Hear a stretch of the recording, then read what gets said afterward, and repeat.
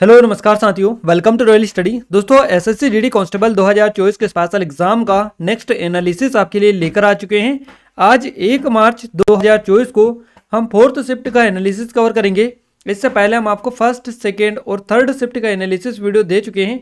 अगर आपने इन वीडियोज़ को नहीं देखा है तो जरूर से देखिएगा, क्योंकि काफ़ी अच्छे खासे क्वेश्चन हमने इन वीडियोज़ में कवर आपको करवाया है।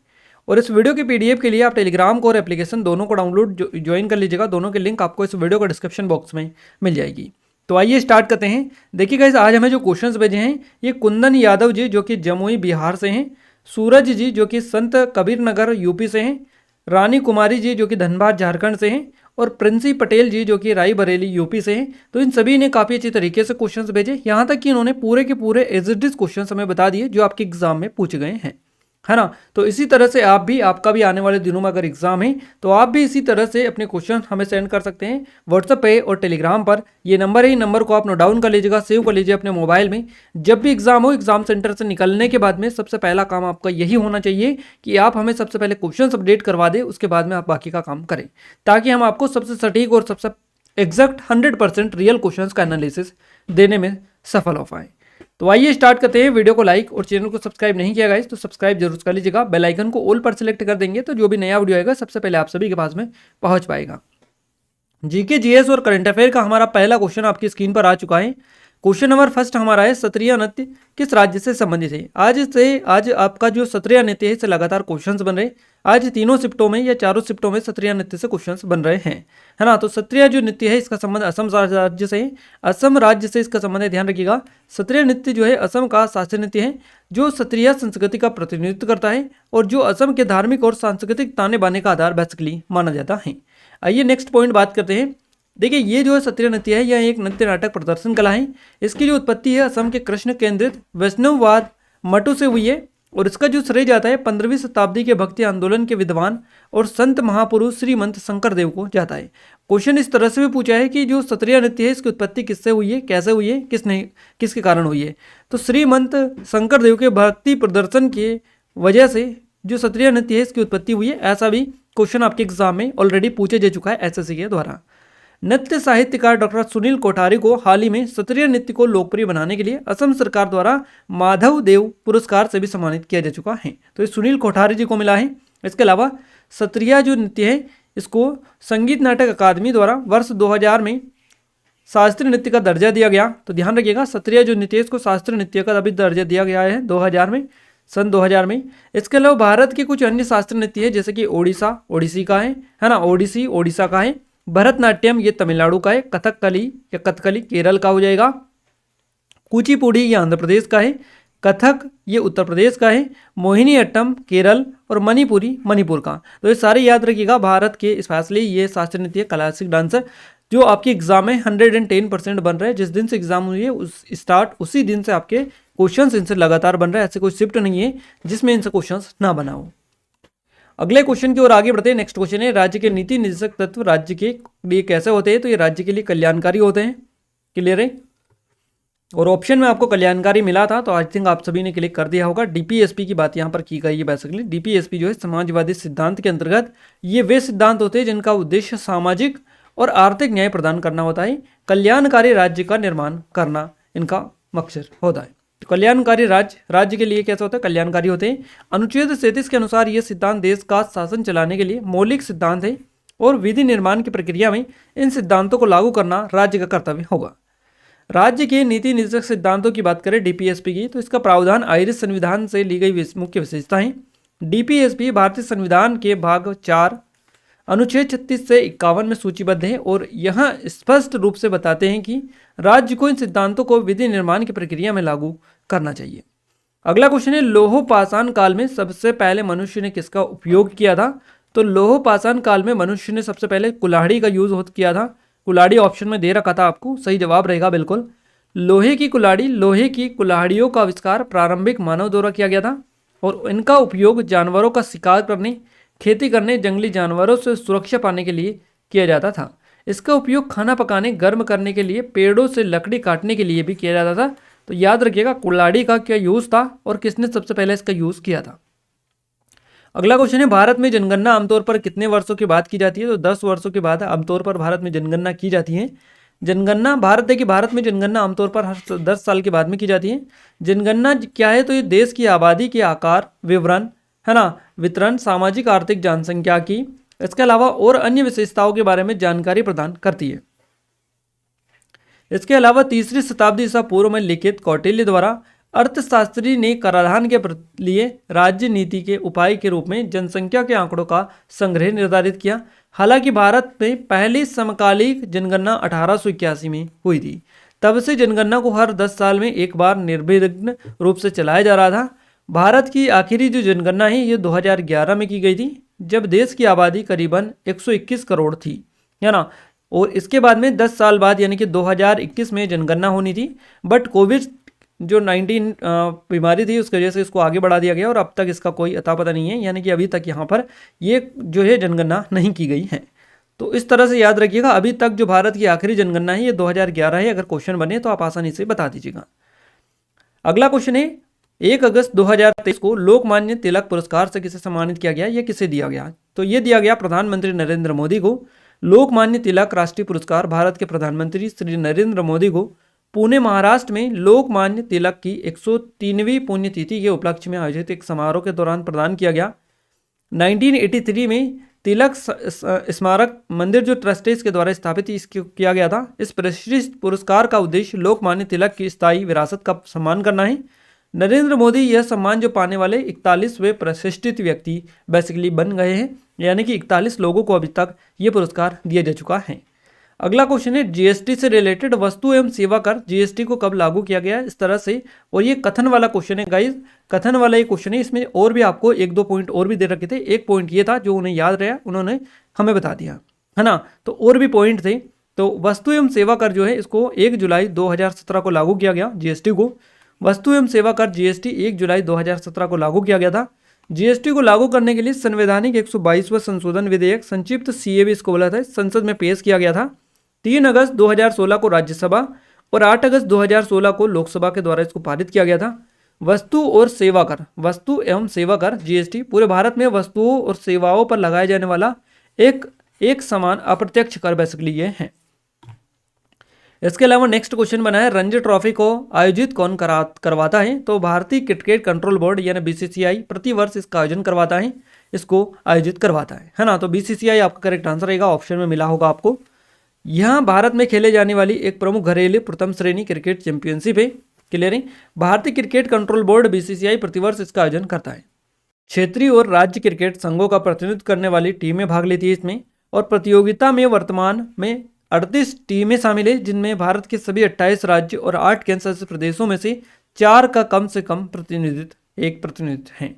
अगला क्वेश्चन है, विजयनगर साम्राज्य की राजधानी किस शहर में थी? इस तरह से क्वेश्चन बना था। हम्पी आपका करेक्ट आंसर रहेगा। हम्पी जो है विजयनगर साम्राज्य की राजधानी थी और इसने 14वीं शताब्दी में विजयनगर साम्राज्य की राजधानी के रूप में कार्य किया। हम्पी उत्तरी कर्नाटक में स्थित एक शहर था और हम्पी हिंदू और जैन धर्म का प्रसिद्ध तीर्थ स्थल है। ये जो है तुंगभद्रा नदी के तट पर स्थित है। हम्पी विजयनगर को 1500 ईस्वी में के बीजिंग के बाद दुनिया का दूसरा सबसे बड़ा मध्ययुगीन शहर माना जाता है। 1500 ईस्वी के बीजिंग के बाद दुनिया का दूसरा सबसे बड़ा मध्ययुगीन जो शहर है ये हम्पी विजयनगर है। ध्यान रखिएगा, काफी ज्यादा इंपॉर्टेंट क्वेश्चन है। अगला क्वेश्चन बना है आपका कि भारतीय संविधान का कौन सा अनुच्छेद कानून के समक्ष समानता को निर्दिष्ट करता है? तो यह अनुच्छेद 14 है। संविधान के भाग 3 में के अनुच्छेद 12 से 35 के बीच नागरिकों को 6 मौलिक अधिकार दिए गए हैं। अनुच्छेद 14 यह कानून के समक्ष समानता का अधिकार प्रदान करता है। समानता का यह अधिकार सभी विदेशियों और भारतीयों पर लागू होता है। अगला क्वेश्चन है, कानून और न्याय किस मंत्रालय के अंतर्गत आता है या फिर द्वारा बनाया गया है? इस तरह से तो देखिए, कानून जो बनाए जाते हैं संसद के द्वारा बनाए जाते हैं। तो ये जो क्वेश्चन है इसमें एरर है, मिस्टेक है, ये क्वेश्चन एग्जैक्ट नहीं है जो आपके एग्जाम में पूछा गया था। तो जो भी हो क्वेश्चन हो आप हमें कमेंट में कमेंट करके जरूर से बताइएगा, ताकि हम आपको उसका सटीक या फिर बाकी जो लोग देख रहे हैं वीडियो को वो उसका आंसर जान पाए और उस क्वेश्चन को पता कर पाए कि क्या क्वेश्चन एग्जैक्ट बना था। तो आप कमेंट में कमेंट करके बता दीजिएगा। अगला क्वेश्चन है, प्रेस ट्रस्ट ऑफ इंडिया यानी कि पीटीआई का अध्यक्ष या सीईओ कौन है? तो अविक सरकार है। Press trust of India PTI इसको बोलता है, जिसे आमतौर पर पीटीआई के नाम से जानता है। भारत की सबसे बड़ी समाचार एजेंसी है यह PTI, press trust of India. इसका मुख्यालय नई दिल्ली में है और यह 500 से अधिक भारतीय समाचार पत्रों के बीच एक गैर लाभकारी सहकारी संस्था है। क्लियर? अविक सरकार इसके वर्तमान में अध्यक्ष और सीईओ है। और अगला जो क्वेश्चन बना है ये बना है, बालकृष्ण राव किस नेता से संबंधित है? इस तरह से बना है। और ये जो नाम है बालकृष्ण राव, ये एग्जैक्ट नाम नहीं है, इसकी जगह इनका या पूरा नाम कुछ और होगा, बालकृष्णन आगे आगे कुछ और होगा या पीछे कुछ और होगा, है ना। तो आप जरूर से एग्जैक्ट बताइएगा कि क्या नाम आपसे पूछा गया था।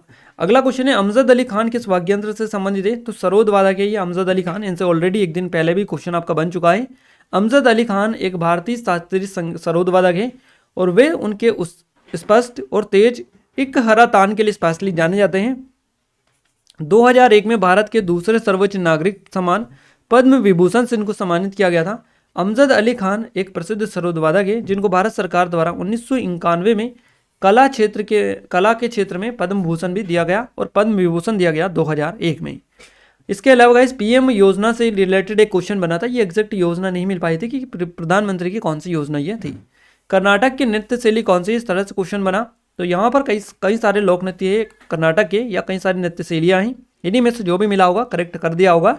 जैसे कि यक्षगान नृत्य, कोलो और डोलू कुनीता, ये ऑलरेडी पूछा जा चुका है। नागमंडला नृत्य, जोडो हेली नृत्य, कृष्ण परिजात नाथ नृत्य है और भूत आराधना नृत्य। इसके अलावा बेलाटा कर्नाटक राज्य की मूल नृत्य शैली है, तो हो सकता है ये भी मिल गया हो आपको, ध्यान रखिएगा। यह एक नृत्य शैली है जिसमें नृत्य और नाटकीय प्रतिनिधित्व के माध्यम से महाकाव्यों को बेसिकली इसमें दर्शाया जाता है और यह महाभारत और रामायण की पौराणिक कहानियों पर केंद्रित है। यह सामान्यतः फसल के मौसम के अंत में किया जाता है। अगला जो क्वेश्चन बना है ये बना है एक और योजना आया था कि कौन मंत्रालय शुरू किया है, इस तरह से था, वो एग्जैक्ट क्वेश्चन हमें नहीं मिल पाया। क्लियर है। अगला क्वेश्चन है पाक जलडमरू मध्य किसके मध्य में स्थित है? तो भारत और श्रीलंका के मध्य में है। पाक जलडमरू मध्य भारत और श्रीलंका के मध्य में है। यह उत्तर पूर्व में बंगाल की खाड़ी को दक्षिण पश्चिम में मन्नार की खाड़ी से जोड़ता है। यह श्रृंखला तमिलनाडु के पंबन रामेश्वर द्वीप पर धनुषकोडी और श्रीलंका में मन्नार जो द्वीप है इसके बीच में है। मोहिनीअट्टम से कौन शामिल है ना, मोहिनीअट्टम से कौन शामिल है, यानी मोहिनीअट्टम में कौन शामिल है जिसको साहित्य अकादमी पुरस्कार मिला है, इस तरह से क्वेश्चन आपका बना था। तो नीना प्रसाद आपको ऑप्शन में मिला होगा, आपका करेक्ट आंसर रहेगा नीना प्रसाद। केरल के शास्त्रीय नृत्य रूप मोहिनीअट्टम के उनके योगदान के लिए उन्हें संगीत नाटक अकादमी पुरस्कार 2021 से सम्मानित किया गया। नीना प्रसाद एक प्रसिद्ध मोहिनीअट्टम नृत्यांगना और कोरियोग्राफर है जो कई वर्षों से इस कला को सक्रिय रूप से प्रचारित और संरक्षित कर रही है। तो आपको यही आई थिंक ऑप्शन में मिला होगा। अगला क्वेश्चन है संसद का सत्र किस अनुच्छेद में आता है? तो यह अनुच्छेद 85 में आता है। संसद का सत्र, ध्यान रखिएगा, संसद के सत्र के संबंध में संविधान के अनुच्छेद 85 में प्रावधान किया गया है। संविधान का अनुच्छेद 85 राष्ट्रपति को संसद के प्रत्येक सदन को बुलाने का अधिकार देता है, जैसे वहां उचित समझे। राष्ट्रपति 2 सत्रों के बीच 6 महीने के अंतराल से अधिक नहीं अंतराल पर सदनों को बुला सकते हैं। क्लियर है। भारत के संविधान के अनुसार संसद का वर्ष में कम से कम 2 बार सम्मेलन अनिवार्य है, सत्र अनिवार्य है, इस तरह से ये चीजें हैं। इसके अलावा बीसीसीआई से एक क्वेश्चन बना था कथन वाला, वो एग्जैक्ट याद नहीं था उनको। क्लियर। तो भारतीय क्रिकेट कंट्रोल बोर्ड की बात करें तो इसको बीसीसीआई बोलते हैं। इसकी स्थापना 4 दिसंबर 1928 को हुई। क्रिकेट में ब्रिटिश एकाधिकार को समाप्त करने के लिए दिल्ली के रोशनआरा क्लब में खिलाड़ियों के एक समूह द्वारा इसकी स्थापना की गई थी। और भारतीय क्रिकेट कंट्रोल बोर्ड भारत में क्रिकेट के लिए शासन इकाई है। इसका मुख्यालय मुंबई के वानखेड़े स्टेडियम में स्थित है, ध्यान रखिएगा। तो ये सारी चीज़ें हम आपको ऑलरेडी कवर करवा चुके हैं। 20 के 20 क्वेश्चन हमने आपको बता दिए एग्जैक्ट पैटर्न के साथ में। हो सकता है किसी क्वेश्चन में थोड़ा सा चीज़ें हमें एग्जैक्ट पता नहीं चल पाई, वो क्यों नहीं चल पाई उसका रीज़न हम बता दें। गाइस आपने नोटिस किया होगा अब तक हम आपको लगातार एनालिसिस कवर करवाए रहे हैं। जब से एग्जाम स्टार्ट हुई है 20 तारीख से लेकर अब तक एनालिसिस हमने कवर करवाया आपको, पूरे 10 दिन हो चुके हैं, आज 1 तारीख है। क्लियर है। तो यहाँ पर अगर हम देखें गाइस ऐसे में, तो पहले जो पैटर्न था वो कुछ अलग था और अब जो पैटर्न आपको देखने को मिल रहा है इसमें काफ़ी ज़्यादा अंतर है, काफ़ी ज़्यादा जो लेवल है इसका बढ़ा हुआ मिल रहा है। तो इसका जो एक रीज़न ये भी है कि जो पैटर्न है आपका चेंज हो चुका है और कुछ क्वेश्चंस ऐसे डाले जा रहे हैं अब जो बच्चों को सीधे सीधे नहीं आते या फिर उन्होंने पहले से कभी उनको देखा नहीं है ना। तो जो क्वेश्चंस ऑलरेडी आपको पता है या आपने उनको क्लिक किया है, याद किया है, तो वो उसका तो आप आसानी से बता देंगे कि ये क्वेश्चंस आया था। बट जो क्वेश्चंस आप पहली बार देखेंगे उसको आप याद भी नहीं रख पाएंगे कि क्या क्वेश्चन एग्जाम में पूछा गया था। उस वजह से यहाँ पर हमें एग्जैक्ट क्वेश्चंस का पैटर्न भी कुछ क्वेश्चनों का नहीं मिल पा रहा है और उसका मेन रीज़न यही है कि कुछ हो सकता है नए क्वेश्चंस आपको देखने को मिले हों। क्लियर है। तो खैर जो भी हो, अगर आपको पता है तो आप कमेंट में कमेंट करके जरूर से बताइएगा कि क्या एग्जैक्ट क्वेश्चन थे आपके एग्जाम में जो पूछे गए। और हमसे जितने मिले, हमें जितने भी मिले हैं सारे के सारे हमने आपको एग्जैक्ट बताने की कोशिश की जिस तरह से हमें मिले हैं। क्लियर है। और अगर आप चाहते हैं कि डेली बेसिस पर हम ऐसे ही एनालिसिस वीडियोस आपके लिए लेकर आते रहें, क्लियर है, ताकि सबसे सटीक एनालिसिस आपको मिल पाए, 100% एक्यूरेट। तो आप इन नंबर पर जरूर से जब भी एग्जाम हो क्वेश्चन जरूर से सेंड करिएगा। हिंदी की बात करें, सकारात्मक का विलोम पूछा है तो ये नकारात्मक हो जाएगा। आकाश का पर्यायवाची पूछा है, नभ, अनंत, अब्र, पुष्कर, शून्य, तारापथ, अंतरिक्ष, आसमान, फलक, व्योम, दिव, खगोल, गगन, अंबर, ये सारे आकाश के पर्यायवाची हैं। इसके अलावा मन का एकाग्र होने के लिए एक शब्द एकाग्रचित हो जाएगा। आधा तितर आधा बटेर, मुहावरे का अर्थ क्या हो जाएगा, बेमेल चीजों का मिश्रण, ये हो जाएगा आधा तितर आधा बटेर। इसके अलावा बादल का विलोम आपसे पूछा है तो बादल का कोई विलोम शब्द नहीं होता है, ये आपको ऑप्शन में मिला था। इसके अलावा आध्यात्मिक का विलोम भौतिक हो जाएगा, आध्यात्मिक का। केदारी का तद्भव आपसे पूछा है, इसके अलावा तद्भव तत्सम से एक क्वेश्चन आपका बना है जो कि यह है। जल से संबंधित एक गद्यांश आया था जिसमें 5 क्वेश्चन आपको मिले थे। वाक्य शुद्ध से एक क्वेश्चन बना था आपका, अनिकार्ती से एक क्वेश्चन बना, रिक्त स्थान से एक क्वेश्चन बना, पर्यायवाची से 2 क्वेश्चन पूछे गए, मुहावरे से 2 क्वेश्चन पूछे गए, विलोम शब्द से 2 क्वेश्चन बने, लोकोक्ति से भी क्वेश्चन बने हैं। इसके अलावा मैथ्स में औसत से 2 क्वेश्चन पूछे गए, एसआईसी से 2 क्वेश्चन बने, नंबर सिस्टम से 2 क्वेश्चन बने हैं, सरलीकरण से 2 क्वेश्चन बने हैं, मेंसुरेशन से 2 क्वेश्चन, एक क्वेश्चन आपका बना है, प्रतिशत से 1 क्वेश्चन बनाए, लाभानी से 2 क्वेश्चन बने, समीकारी से 2 क्वेश्चन, रेलगाड़ी से 1 क्वेश्चन, चाल दूरी से 1 क्वेश्चन, एलसीएम एचसीएफ से क्वेश्चन बनाए, अनुपात से 2 क्वेश्चन, आयु से और विभाजित वाले क्वेश्चन भी बने हैं। बात करें रीजनिंग में गए तो रीजनिंग में सिटिंग अरेंजमेंट से 2 क्वेश्चन बनी, पजल से क्वेश्चन बनाए, कोडिंग डिकोडिंग से 1 से 2 क्वेश्चन पूछा गया, रक्त संबंध से 1 क्वेश्चन, पेपर कटिंग से क्वेश्चन बनाया, मिरर इमेज से 1 क्वेश्चन था, दिशा निर्देशन से क्वेश्चन था, 5 से 2 क्वेश्चन। इसके अलावा अल्फाबेट से 1 क्वेश्चन आपका, कथन निष्कर्ष से 1 पूछा गया, आकृति से 2 क्वेश्चन पूछे गए, लुप्त संख्या से 2 क्वेश्चन पूछे गए, नंबर सीरीज से 1 क्वेश्चन बनाए और प्रागताप से भी क्वेश्चन आपका बनाए। यानी कि कुल मिलाकर हमने आपको मैथ्स, हिंदी, जीके, रीजनिंग, है ना, मैथ्स, हिंदी, जीके, रीजनिंग, चारों सब्जेक्ट का आप पूरा कंप्लीट बता दिया। जितने भी क्वेश्चन हमें मिल पाए सारे के सारे हमने आपको एज इट इज बताने में आपकी हेल्प किए, ताकि आपको एग्जैक्ट जो पैटर्न है उससे रूबरू आपको कराया जा सके।